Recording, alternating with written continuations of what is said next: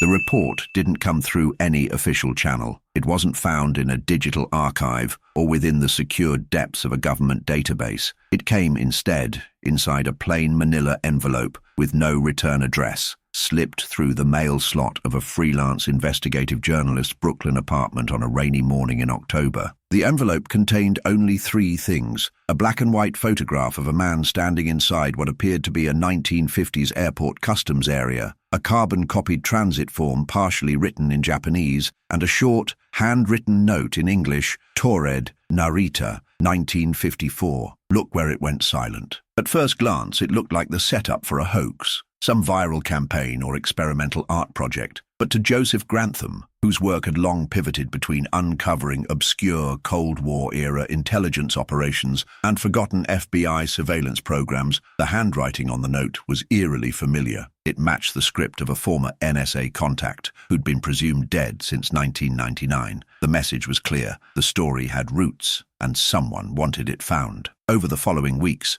Grantham began digging, quietly, carefully. He avoided keyword searches on public networks and cross-checked airport records through microfilm in a downtown New York library. What started as a footnote in old conspiracy forums soon took on a shape he couldn't ignore. On July 14, 1954, a man allegedly arrived at Tokyo's Haneda Airport. He spoke French and Japanese fluently. He carried a European-style passport from a country called Taured. The document, according to surviving reports, bore the typical stamps of European customs, France, Spain, and Germany, yet no country with that name had ever existed. Airport officials, puzzled, contacted the Immigration Bureau. The man was interrogated in a separate room and shown a map.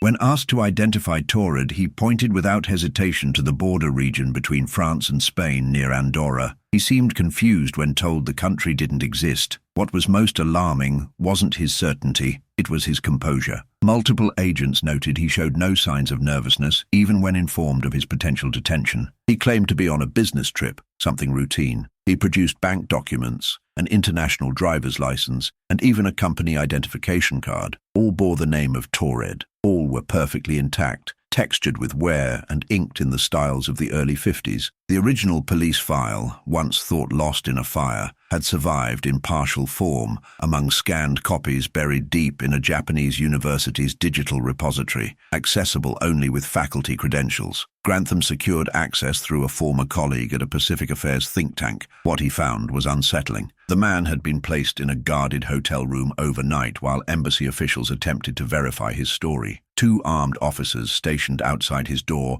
reported no unusual sounds or exits. Yet by morning, the room was empty. No broken locks, no forced windows, no footprints, no fibers, no evidence of exit. Just a press suit laid neatly over the back of a chair and the man's briefcase untouched. The official record ends there. The case never made front pages. Classified as aberrant foreign activity, it was buried beneath the procedural debris of the Cold War era. No official follow-up, no further sightings, no confirmed identity. For decades, it lived only in footnotes and fringe retellings. Until now, because the photograph delivered to Grantham wasn't one of the few already in circulation among conspiracy theorists. It showed an angle not publicly available. The man standing beside an airport security sign with a timestamp and a gate number that didn't match official reports. Further forensic enhancement revealed a handwritten terminal code visible just behind the man's left shoulder. The code corresponded to an area of Haneda Airport that was demolished in the early 70s.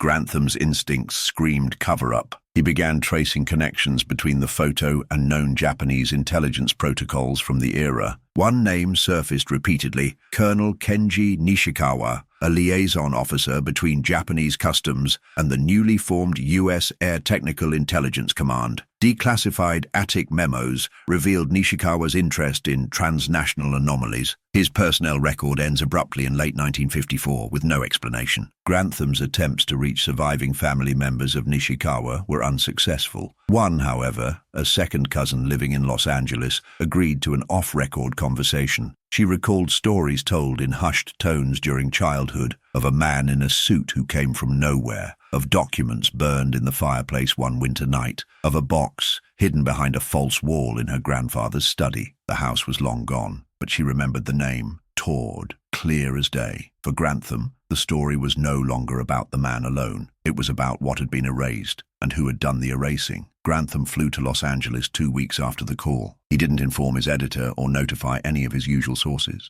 This story, by now, had crossed a line, one he couldn't quite define but deeply felt. The woman who had spoken to him, Misaki Kuroda, was waiting in the parking lot of a quiet suburban strip mall in Torrance. She looked nervous, clutching a canvas tote and scanning the lot as if expecting someone to interrupt the meeting. She didn't let him record the conversation. She wouldn't enter any cafes or public spaces. They sat in his rental car, engine running, as she pulled from her bag a series of photocopied pages and 2 sepia-toned photographs. The first photo was of a man in uniform, formal Japanese dress, rigid posture, mid-40s. The handwriting on the back read, Kenji Nishikawa, 1953. Attic transfer. The second image was far more unsettling. A scan of a handwritten diagram, labeled in English and Japanese, depicting what appeared to be some kind of modified custom screening room, complete with detailed notations about temporal interference shielding and non-synchronized identity markers. The annotations were erratic, almost manic. Misaki claimed the original had been found hidden in a false wall after her grandfather's house was sold and torn down in the early 80s. Her father had kept the papers sealed in a safe for decades, never fully explaining their origin. "Did he ever talk about the man from Taured?" Grantham asked, his voice low. Misaki hesitated. "Only once. I was 12. He said it was the only time he ever saw his father cry." Grantham scanned the documents quickly, but photographed everything later in the hotel room under controlled lighting. What emerged from the diagrams wasn't a direct explanation, but a suggestion. Someone inside Japanese customs in 1954 believed the man from Taured might not have arrived on a commercial aircraft at all, or at least not through conventional space. The language was careful, encoded in passive phrasing. Entry vector undetermined. Standard biometric overlap, 0%. Nationality incongruent with recorded world state. He knew the danger of reading too much into cryptic language. Bureaucrats, especially those working across Cold War intelligence divisions, had a habit of cloaking uncertainty in scientific abstraction. But one memo stood out. Typed in carbon black, marked classified attic internal, it read, "Subject currently under observation. Displays no physiological abnormality, but registers magnetic field displacement during proximity scans. Subject claims nationality with high conviction. No sign of psychological distress. Recommend further containment at Yokohama facility until resolution is achieved. Risk status unknown." There was no Yokohama facility listed in any official record. Grantham tried variations, hospitals, military bases, detainment centers, but the combination of year and region turned up nothing. Then, using old American Defense Network indexes from the post-war occupation period, he stumbled on a decommissioned site 15 kilometers outside Yokohama proper, the former Camp Okubo Annex, shuttered in 1955 and officially listed as Medical Logistics Warehouse. But an aerial photograph from early that year showed something unusual, a large, isolated building surrounded by perimeter, fencing and 2 watchtowers, with no clear supply roads leading in or out. Grantham pushed deeper. He cross-referenced this facility with a 1956 report from the Joint Intelligence Objectives Agency, which mentioned a temporary biometric research structure outside Yokohama, jointly operated by US and Japanese forces. The listed commanding officer,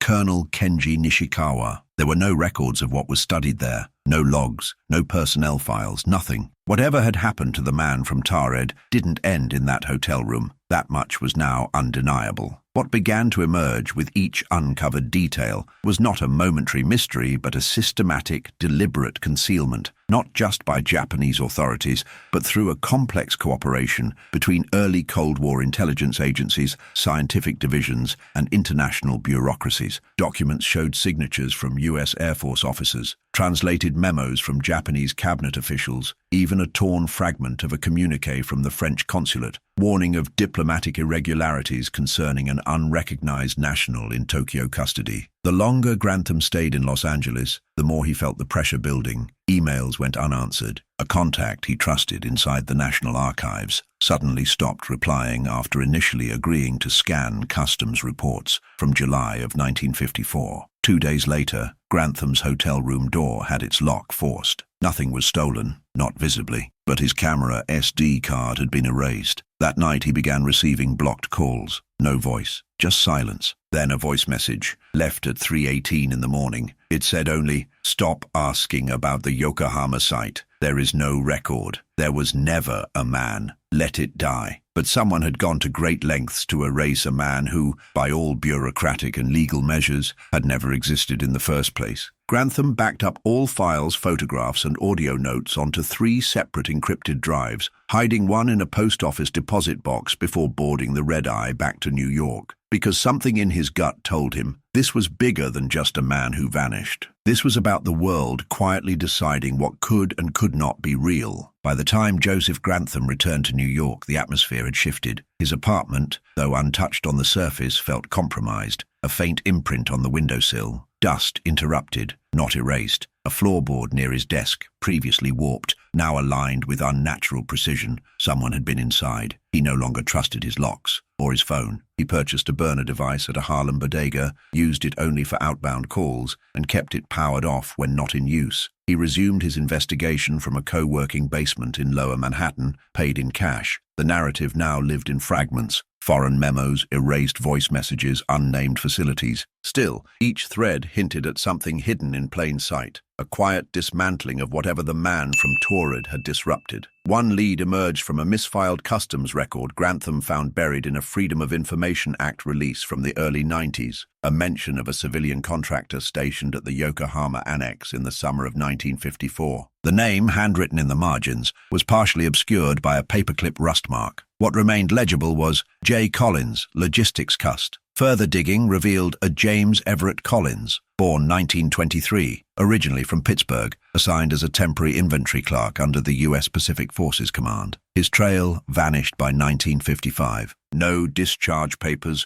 no pension logs, no post-service address. After days cross-referencing decommissioned personnel records, Grantham discovered a short obituary in a West Virginia local paper from 2 years earlier. James Collins had died quietly in a retirement facility in Huntington. No surviving family, no military honors, just a one-line note. Former civilian contractor with U.S. military logistics. The funeral home confirmed there had been a storage unit rented in his name, cleared posthumously by the facility's administrator and passed to county surplus. Grantham drove down the following week. Inside a damp, poorly catalogued county storage facility, a single box labeled JEC, MISC, Logs, 1953-1955, had been preserved. Most of it was mundane, ration receipts, blank forms, inventory sheets for medical equipment, but folded into an old appointment ledger was something else. A journal, written in block letters, with dated notations between July and October of 1954. The entries were clinical, emotionless, precise. July 17th, subject referred to as Transit 1,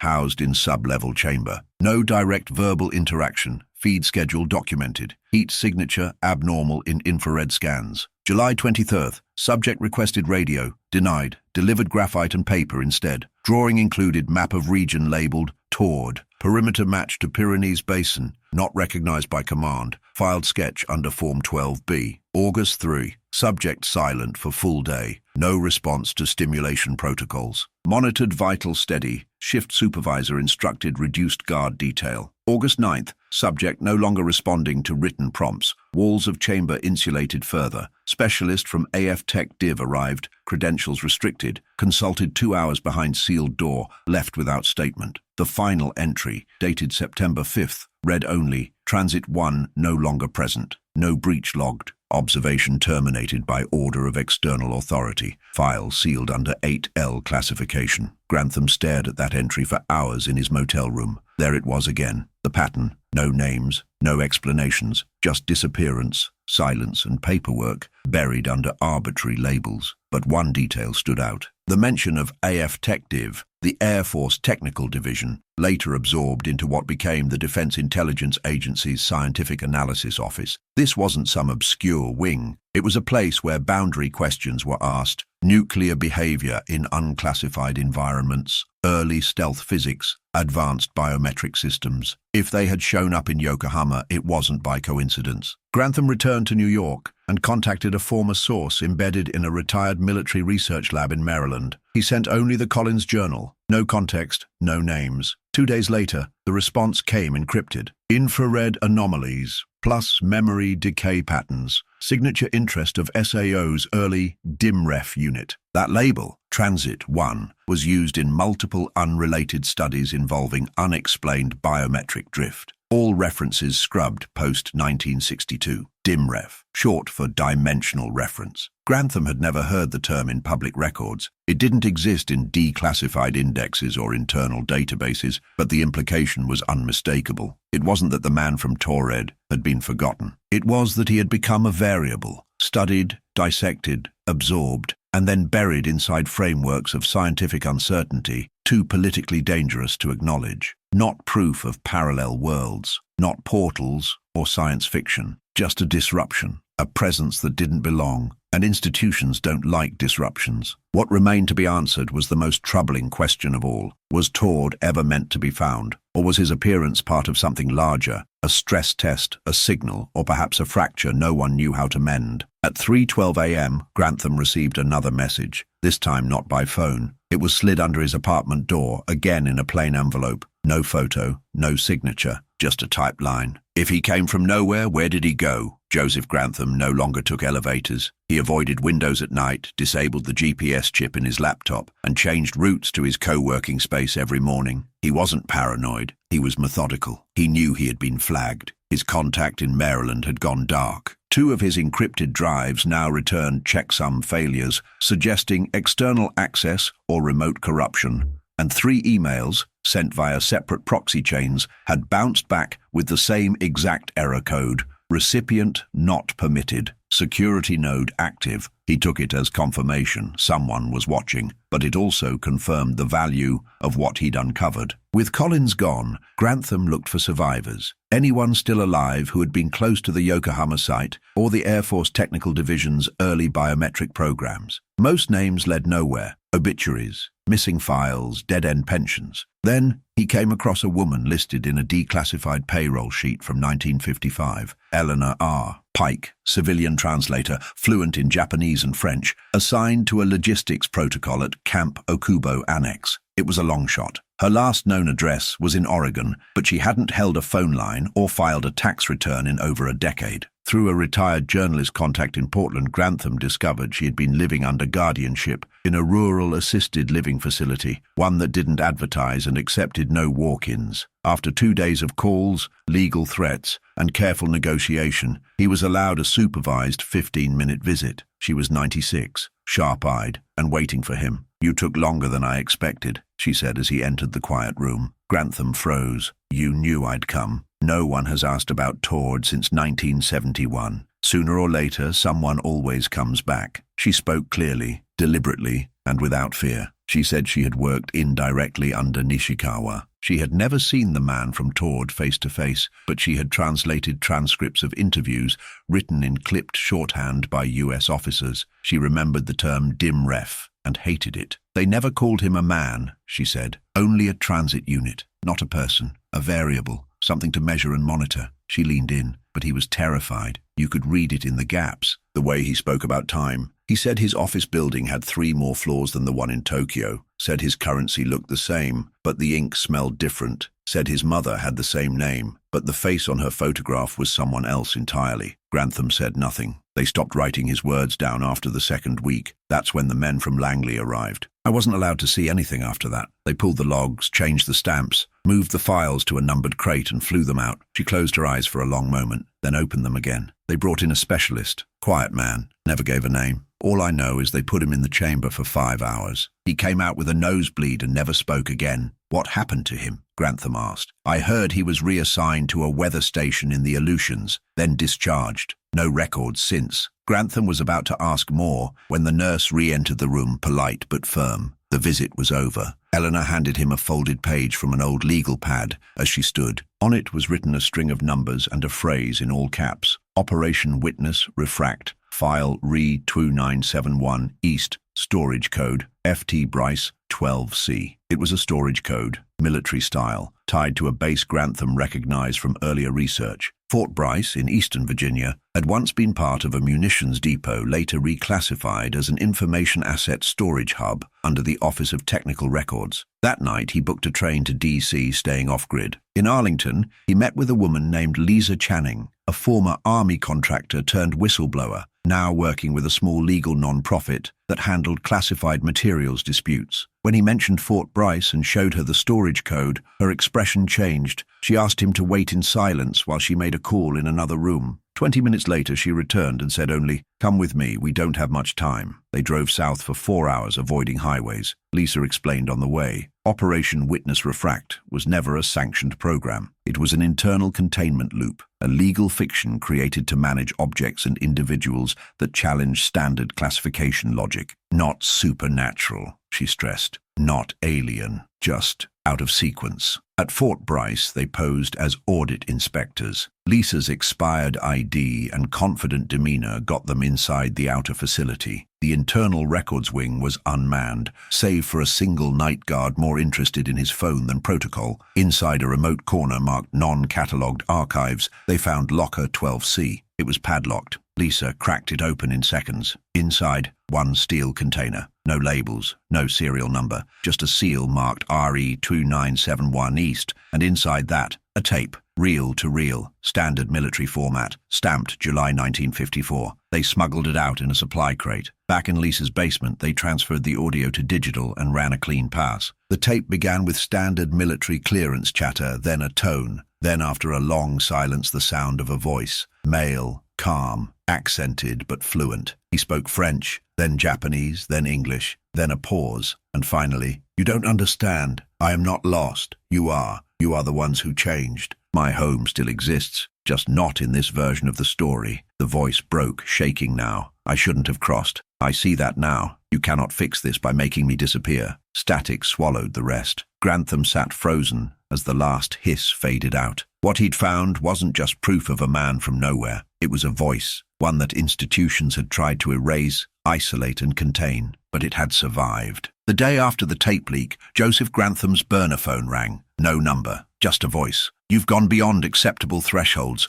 Return the original material. Walk away." He hung up. 30 minutes later, his apartment building's power was cut. By nightfall, all 3 backup drives were missing from his off-site locker. Lisa Channing disappeared the next day. Her apartment cleared. No sign of forced entry. Her legal non-profit issued a generic sabbatical statement, but her digital signature vanished from all filings. Grantham made a decision. He released a redacted version of the tape anonymously through a closed-source archive used by international journalists. It spread quickly through encrypted channels, but within 48 hours, the file was flagged, blocked, and removed. The mirror links failed. Metadata scrubbed. His source in Berlin messaged, "This goes higher than you think." They're not deleting a file, they're deleting the question. Grantham fled the city. He moved through minor towns, paid cash, lived offline. Still, he felt watched. Trains delayed unexpectedly. Motel managers too curious. Once, in Idaho, a fire alarm pulled at 2:12 a.m., flushed him into the street, where an unmarked sedan idled, lights off. He traveled to Canada under a false name. From there, Iceland, then Helsinki. He uploaded his full research archive to an isolated server. No keywords, no tags. Buried it in a medical records folder with an internal failsafe. If untouched, it would delete in 12 months. If accessed, it would send a signal to 5 accounts. The signal was never triggered. 8 months later, a journalist in Prague published a vague exposé about non-citizen anomalies in post-war air transit files. The piece was pulled within hours. No one followed up. No arrests. No denials. Just silence. Grantham's last known communication was a postcard sent from Lisbon. No return address, no message, only a black dot in the center of the card. A mark some interpret as a period, others as a hole. No further trace of him has ever been found, but the question remains. If a man appeared from nowhere, showed proof of a country that didn't exist, and vanished again without a trace, was he ever truly here? Or did the story exist only long enough for someone to erase it?